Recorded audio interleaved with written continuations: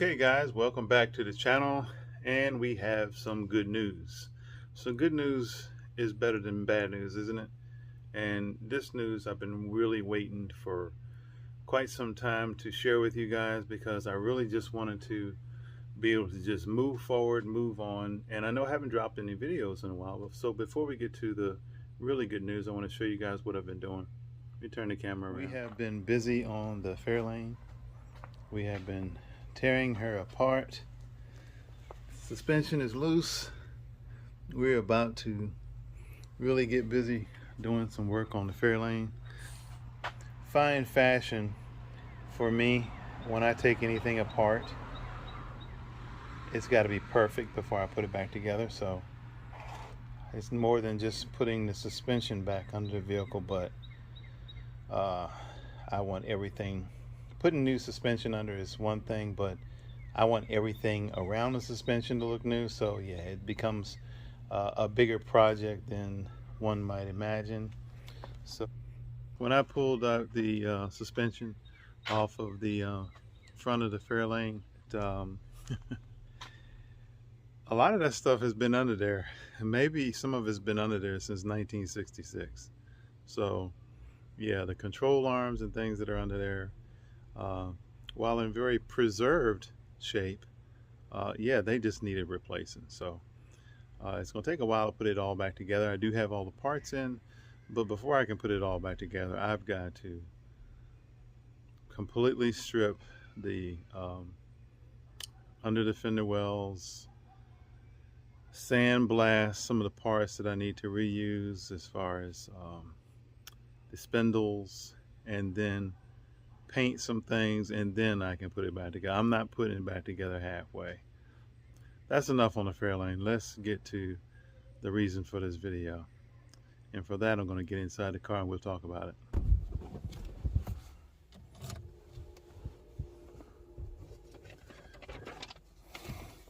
Okay guys, all of you all who follow the channel, this is going to be the final video on the recall. Everything is finally done.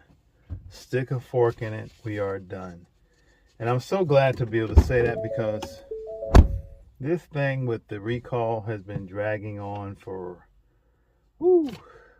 ever since May, and now it's about to be July. So all of the ordeal that we had with the other dealership, and then me taking it to the dealership that I left it with, and then they ordered some parts. And I told you guys in the last video about the recall that we were told that we would be called as soon as the parts came in, and they did. I talked to the young lady, and she told me that the parts were in. Now that was last Friday, and she said, yes, sir, can you bring it in next week? And I said, well, what day is good, because yeah, I'm ready to get this done. So she said, how about Tuesday? Well, yesterday I was off from work on a Monday, so I told my wife, as soon as we get to the end of the day, we're going to go and drop it off and let them get the work done on Tuesday. So I dropped it off on Tuesday.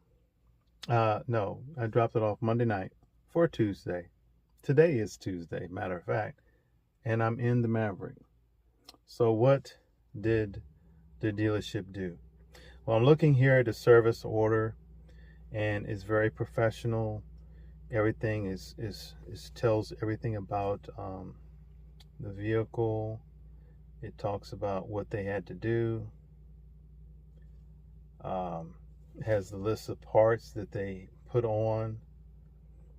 It says inspect fuel tank, damage found, replace fuel tank, contacted associate, approved, tank replacement, replace fuel tank with new, retest pass. And then we picked the vehicle up on this afternoon. I had my daughter take me. Let's go for a ride. I talk better to you guys when I'm riding.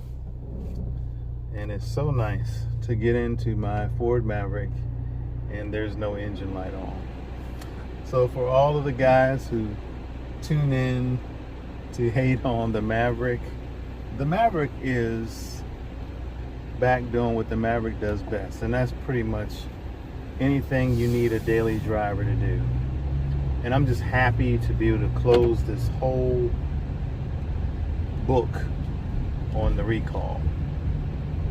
So what are we to take from all of this? What did I learn? One, I learned that the dealership that I need to take my vehicle to for any warranty work or anything will be the dealership that I last left this vehicle with. They were very professional. They ordered the part. They told me about what they were going to do. Every time that I went to the dealership to check on it, I was greeted with a smile. Everyone treated me exceptional. And when I dropped the vehicle off, they had me fill out a paper, and I had to tell them, or they give me the opportunity to ask what time I would call to check on the work. Now, the lady had told me it'd be a couple of hours worth of work, and that was good because she kept me informed. So when I dropped the vehicle off, I marked the paper and I said I will call to check on the vehicle around noon to see how everything is going, because I wanted to know if I was actually going to be able to pick it up today. But all the disappointments that I had with the other dealership and all the runaround and all that stuff that was so much drama that it just left a bad taste in my mouth has now been erased. The lady called me up. I actually forgot to call at noon. They called me at 12:30 and it says, "Sir, your vehicle is all ready to go." By noon. I dropped it off last night. They pulled it in the shop. They got it done, and it was ready before lunchtime. Had I been off today, I would have went straight down there and picked it up. There was no surprises. My vehicle looks just like it did when I dropped it off, and I do inspect my vehicles. When I leave my baby, whether it's the Maverick or the Fairlane, or even when I had the Mach 1, I'm very particular about my vehicles, and I know every inch of them. If there's a scratch on it, I'm gonna point it out. But there was no drama. I went, picked up the vehicle. They said they found it right away. Everyone was nice. I got my keys. I got in the vehicle. It started up, and I looked at the dash, and there was no engine light. And that, although I know it was, it's not that the Maverick ran bad or anything when the engine light was on. And that was all due to the fact that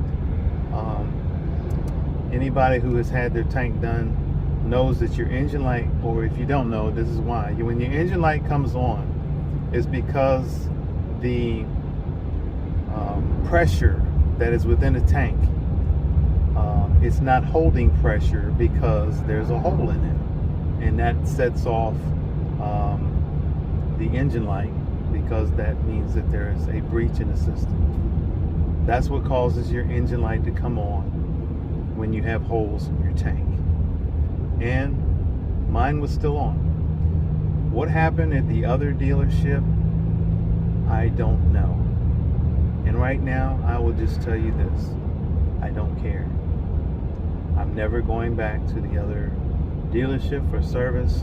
And this has caused me to find something out, that the most reliable dealership that I can take mine to for service right now is just right around the corner from where I live.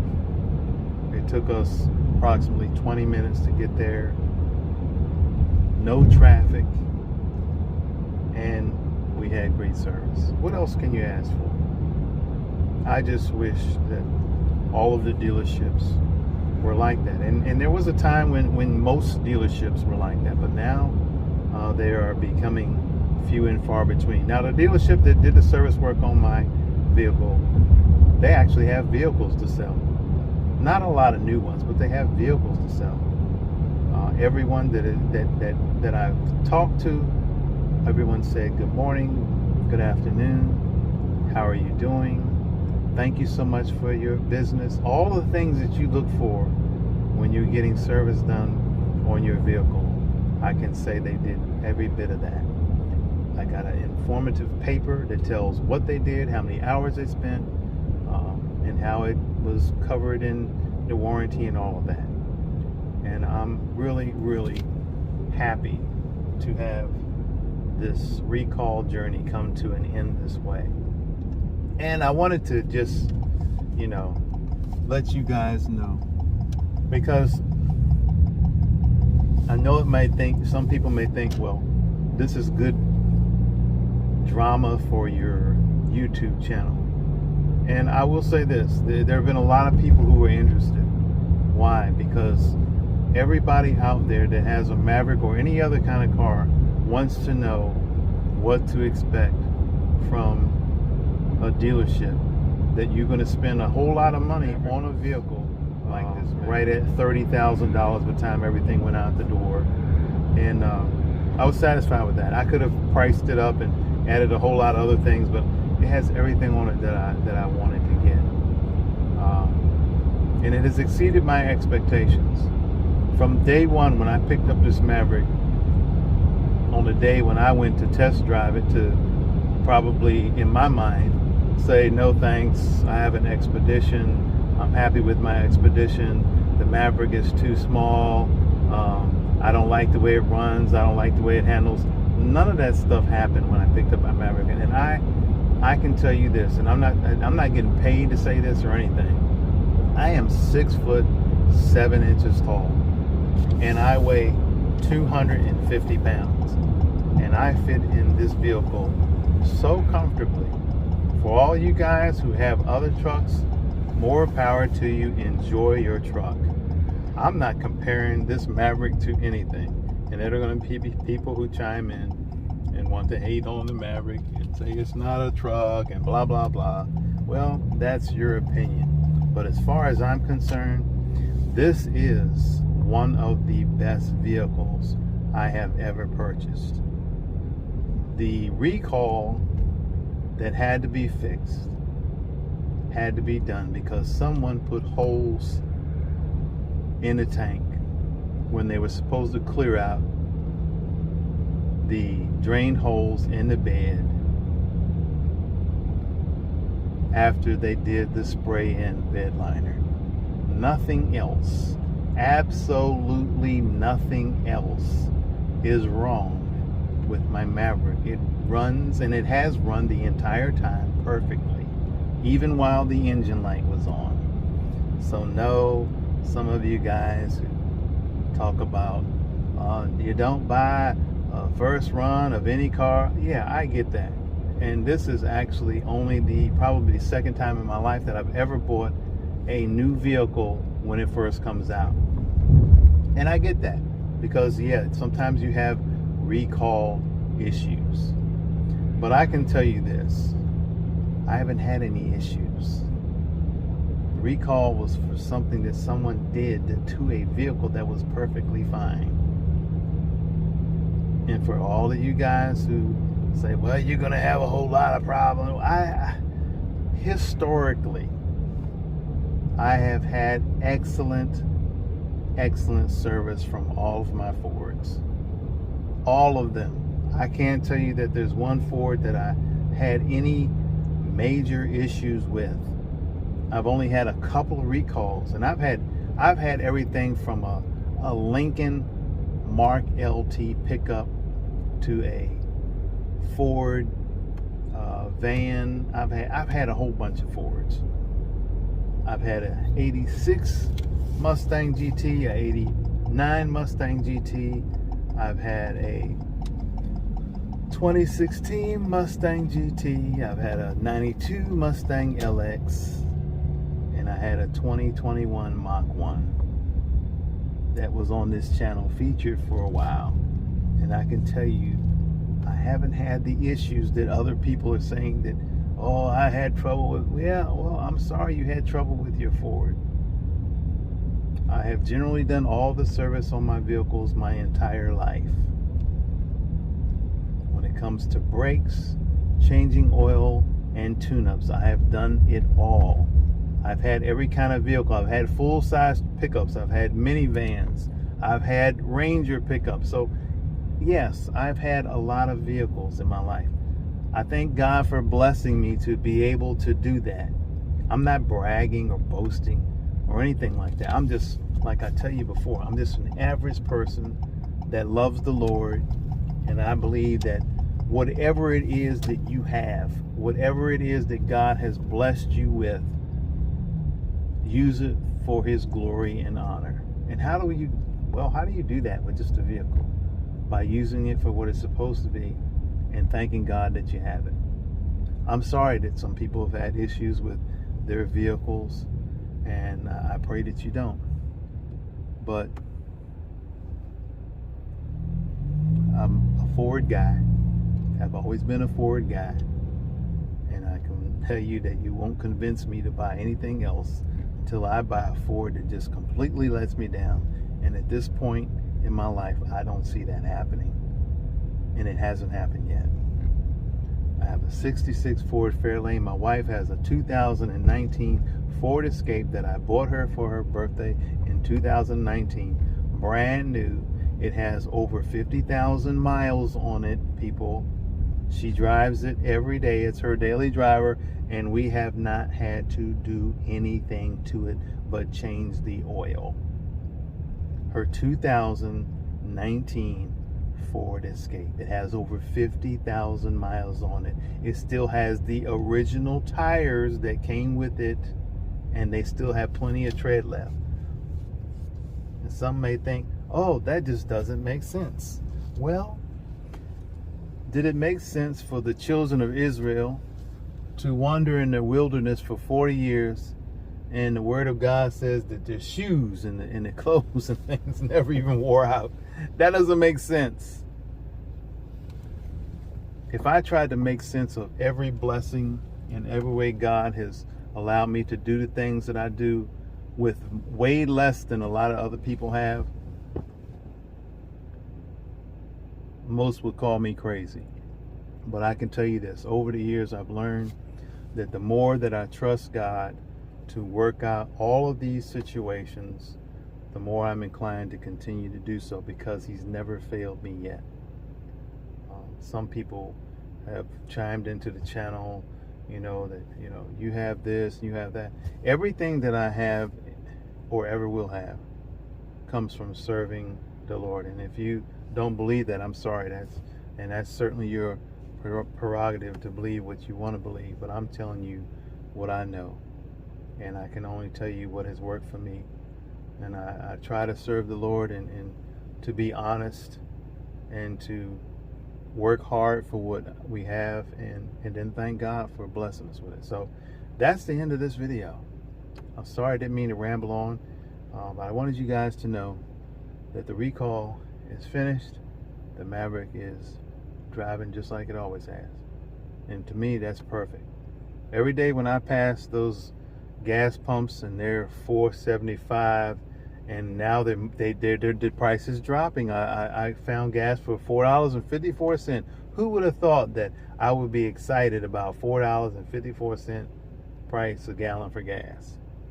It's kind of hard to get excited about it, but when I think about how this could have turned out, had I not, and I don't really say, sometimes you do some things and I believe it's God leading you, and you just don't understand it at the time.